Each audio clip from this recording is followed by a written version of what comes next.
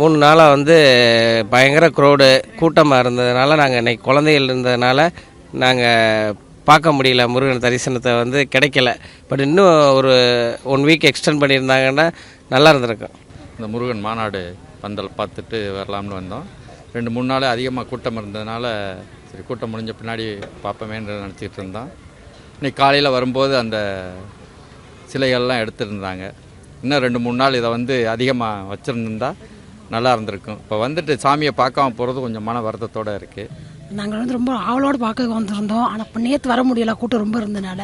சரி இன்றைக்கி வந்து பார்த்து தரிசனத்தை பார்க்கலான்னு பார்த்தோம். எல்லா சிலையும் எடுத்தனால கொஞ்சம் மனசு வருத்தம் இருக்க தான் செய்யுது.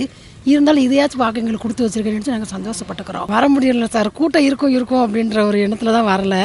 சரி இன்னைக்கு வந்து கூட்டம்லாம் கலைஞ்சிருக்கும், இன்னைக்கு சாமி இருக்கும் அப்படி பார்ப்போம் அப்படின்னு நினச்சி திருப்தியோடு வந்தோம். கொஞ்சம் மன வருத்தம் தான். இருந்தாலும் இடத்து பார்த்துட்டு வந்துட்டோமா, உள்ள எல்லாமே பார்த்துட்டு வந்துட்டோம். தெய்வத்தை பார்க்க முடியன்ற ஒரு வருத்தம் மட்டும்தான். 6 படை வெட்டி ஒரே இடத்துல பார்க்கறதுக்காக வந்தோம். இப்போ இல்லைங்கையில் கொஞ்சம் ஏமாற்றமாக இருக்குது.